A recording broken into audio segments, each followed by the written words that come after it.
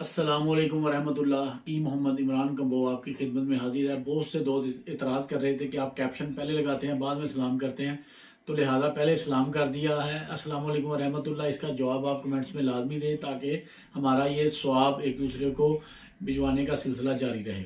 अच्छा जी, बेशुमार लोग मेरे से रोज़ाना मैसेजेस आते हैं, ख़ास तौर पे जो बैरून मुल्क हमारे अहबाब हैं, वो कहते हैं कि इन साहब को ऐसा नुस्खा बताएं जो मर्दाना क़ुव्वत के हवाले से हम आसानी से तैयार कर सकें, इस्तेमाल कर सकें और बनाने में भी मुश्किल ना हो। और दूसरा उनका ये गिला है कि कीम साहब आगे आप जब जड़ी बूटियां का बताते थे या कोई नुस्खा बताते थे, उस नुस्खे का मिजाज बताते थे जिससे हमें इस्तेमाल करने में आसानी रहती थी।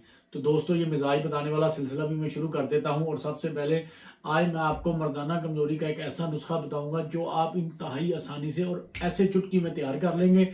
लेकिन आपको ये वादा करना होगा कि जो जो ये मेरी वीडियो देखेगा वो इसको शेयर लाजमी करे। लाइक की कोई ज़रूरत नहीं है कि ना ही मुझे लाइकों का, लेकिन शेयर करने से बेशुमार लोगों का भला होगा। बेशुमार ऐसे मेरे दोस्त भाई हैं जो महंगी चीज़ें इस्तेमाल नहीं कर सकते, वो इस नुस्खे को इस्तेमाल करें, लोगों को बताएं, लोगों को समझाएं। और ये शेयर करने से यकीनन ये सदका जारिया भी होता है और किसी का भला भी होता है। तो सबसे पहले तो मैं ये बताऊं इसके लिए आपको चाहिए क्या। सबसे पहले आपको चाहिए सिर्फ और सिर्फ लौंग। ये देखिए लौंग इस तरह के साफ सुथरे, और कोशिश करें लौंग वो चाहिए जिसके ये ये ताज, जिसे टोपी कहते हैं, ये ताज पूरा हो। ठीक है जी, ये वाले लौंग आपने लेने हैं। ठीक है जी।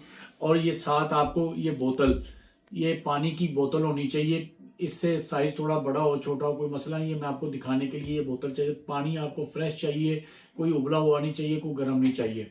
अच्छा जी, अब आपको मैं बताता हूँ कि लौंग का मिजाज क्या है।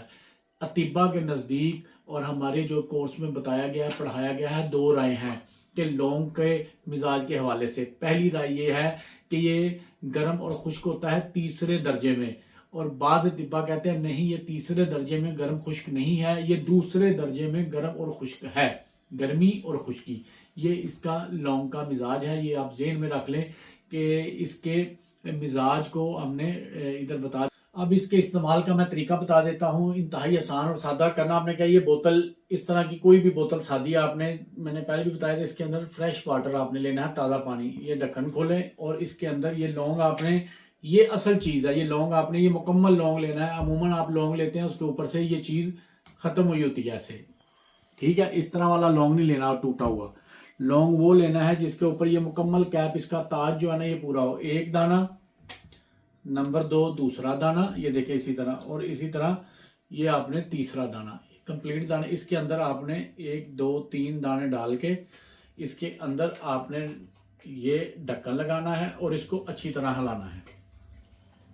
ठीक है जी, हिला के इसको आपने, अगर तो गर्मियां है या आप गर्म इलाके में रहते हैं तो इसको फ्रिज में रख दें। अगर मौसम सही है, यानी टेम्परेचर इस तरह का है कि आपको कोई पंखा वगैरह या एसी चलाने की जरूरत नहीं, तो इसको बाहर ही आप रख सकते हैं।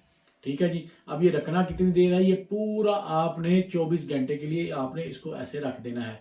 24 घंटे रखने के बाद आपने इसको इस्तेमाल करना है। रात को सोने से पहले आपने ये पूरी बोतल पी लेनी है, लौंग चबा के खा लेने हैं इसी पानी के।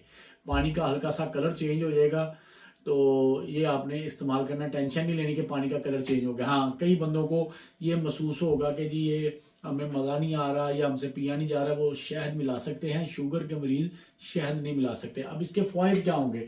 इसके सबसे बड़ा फ़ायदा ये होता है, ये जिस्म के अंदर ब्लड की सर्कुलेशन को ओके करता है। इंसान की जो वरीदे और शरियाने हैं, सब के अंदर ब्लड की सर्कुलेशन पूरी करता है। सर्कुलेशन पूरी करने से होगा क्या कि जब ये पूरी सर्कुलेशन आपके जिस्म के अंदर होगी और ये तमाम जिस्म के पट्टों को पूरा प्रॉपर ब्लड की सर्कुलेट पूरा करेगा और जिस्म के तमाम पट्टों के अंदर ताकत आएगी। और ये आप समझ जाएं कि जब जिस्म के तमाम पट्टों में ताकत आएगी तो जो मखसूस पट्टा है उसमें भी ज़बरदस्त किस्म की ताकत आएगी। ये इस्तेमाल आपने कितने दिन करना है, 40 यौम आप इसको इस्तेमाल करें। इस दौरान आप ऐसी चीज़ों से परहेज़ करें जिनके अंदर चिकनाई है, जिनके अंदर बादी अशिया है, और वाक और वर्जिश लाजमी करें। और कोशिश करें कि ऐसी ग़िज़ाएँ खाएं जो जूद हज़म हो और गैस पैदा ना करें। दुआ में याद रखें, इजाज़त दें।